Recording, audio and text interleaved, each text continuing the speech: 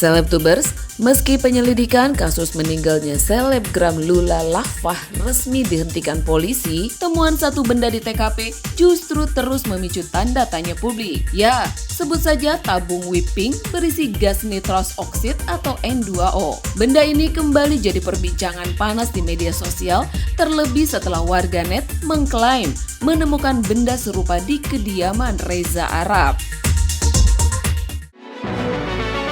Usut punya usut nih guys, temuan ini mencuat usai tayangnya vlog Guraisu episode 107 yang berjudul Mencari yang Terenak di Gading Serpong. Dalam video tersebut, warganet jeli menangkap penampakan tabung berwarna pink di detik ke-25. Tak lama setelah ramai dibahas, vlog itu mendadak hilang. Namun, jejak digital terlanjur tersebar karena potongan videonya sudah lebih dulu diunggah ulang sejumlah akun. Beken dari BSD. Situasi makin memanas saat akun Instagram @dunianeti mengunggah sindiran bernada tajam. Unggahan itu rupanya menarik perhatian sahabat almarhumah Lula Lafah, yakni Aukarin, Dara Arafah, dan Keanu. Ketiganya tampak merepost unggahan tersebut. Aukarin bahkan menyertakan sindiran terbuka, mempertanyakan alasan video dihapus jika memang tidak ada yang disembunyikan. Tak lama berselang, vlog Guraisu kembali muncul. Namun, bagian yang menampilkan whipping sudah raib. Warganet pun langsung bereaksi, menyebut potongan itu sengaja dihilangkan karena keburu viral. Sebelumnya, Aukarin juga tampak nyekar di makam almarhum Lula ditemani sejumlah sahabat. Dalam momen itu, Aukarin terlihat menangis pilu. Bahkan, ia menyayangkan Lula tidak mendengar nasihatnya untuk lebih memilih pria bule. Whipping sendiri memang jadi sorotan serius sejak ditemukan di kamar Lula Lafah. Tabung tersebut diketahui mengandung nitros oksid atau zat yang berbahaya jika digunakan di luar keperluan medis atau industri makanan seperti pembuatan whipped cream. Hingga kini, N2O belum memiliki izin edar bebas dan dinilai beresiko fatal bila disalahgunakan. Meski kasus hukumnya telah ditutup, polemik whipping tampaknya lebih jauh dari kata selesai dan terus meninggalkan tanda tanya di benak publik. Adanya ditemukannya satu tabung yang telah diperiksa mengandung gas nitros oxide, gitu ya. Kami perlu sampaikan di sini terkait dengan gas ini bahwa gas nitros oxide ini memang kita memiliki gas nitro oxide ini memiliki fungsi yang beragam, baik itu dari sisi kesehatan, kemudian juga di dunia pangan digunakan, di dunia pertanian pun digunakan, di dunia otomotif pun digunakan, gitu ya. Jadi memang fungsi dari gas nitro oxide ini cukup beragam. Kemudian khusus untuk sektor kesehatan, gas nitro oxide ini memiliki fungsi medis. Kami memiliki aturan bagaimana gas nitro oxide ini berfungsi sebagai gas medik yang hanya digunakan di fasilitas pelayanan kesehatan tingkat lanjut atau rumah sakit, yang digunakan sebagai anestesi umum, baik itu dalam pembedahan maupun sebagai analgesik, sedatif, dan ansiolitik dalam prosedur kedokteran gigi. Pengaturan mengenai penggunaan gas N2O ini sudah kami atur dalam Peraturan Menteri Kesehatan Nomor 4 Tahun 2016 tentang penggunaan gas medik dan vakum medik pada fasilitas pelayanan kesehatan. Kemudian juga pada keputusan Menteri Kesehatan mengenai formularium nasional, gas medik ini juga termasuk dalam obat yang digunakan dalam pelayanan kesehatan rujukan di rumah sakit, khususnya pada pelayanan anestesi.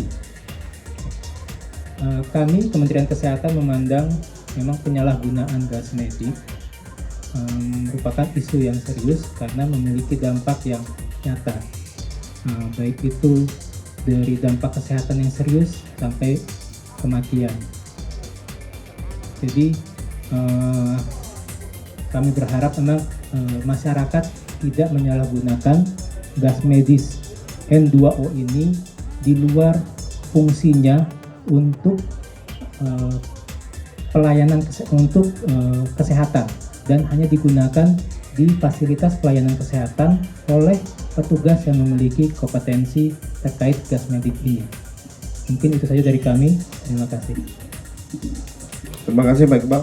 Kita dengarkan bersama-sama bahwa penyalahgunaan zat N2O nitrooksid dapat membahayakan kesehatan. Nah, itu yang kita konferensi pers hari ini untuk memberikan edukasi kepada seluruh masyarakat terkait tentang penyalahgunaan nitrooksid, gas ataupun tabung berwarna merah. Kalau kami sebut itu merupakan suatu merek, nanti dibilang Kabid Humas nge-endorse.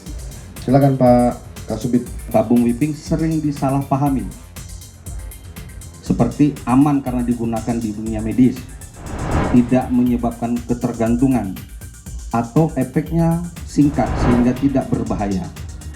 Pemahaman tersebut keliru dan berisiko tinggi dikarenakan penggunaan gas NO2 dapat menimbulkan risiko terhadap tubuh seperti hipoksia, kemudian ropati, kemudian frostbite, kemudian defisiensi vitamin B12 dan lain-lain. Mau penegasan aja, berarti korban ini meninggal karena gasnya kan ya? Itu bisa dikatakan sebagai pengguna narkoba atau enggak, dan kemudian seberapa besar dosis yang dikonsumsi itu? Kita jawab ya. Kita tidak bisa menjawab akibat apa kematian, kita tidak bisa menyimpulkan karena tidak dilakukan otopsi. Tadi kalau mendengar penjelasan Kasat Reskrim bahwa pihak keluarga tidak berkenan untuk dilakukan otopsi karena tidak ditemukan tanda-tanda kekerasan ataupun penganiayaan, sehingga perkara ini, peristiwa ini oleh Satreskrim Polres Metro Jakarta Selatan dinyatakan dihentikan karena tidak ditemukannya tindak pidana dan perbuatan melawan hukum. Gitu ya. Ada lagi? Nah, berimbang kanan. Ayo. Selamat sore, Pak Kabid. Saya Maria dari Hayatis. Ingin bertanya, dari tadi kan dijelaskan secara umum terkait gas NO2. Mungkin ada penegasan Pak, kira-kira tabung gas itu dipakai almarhum juga apa, atau ada indikasi penggunaan dari tabung itu? Terima kasih.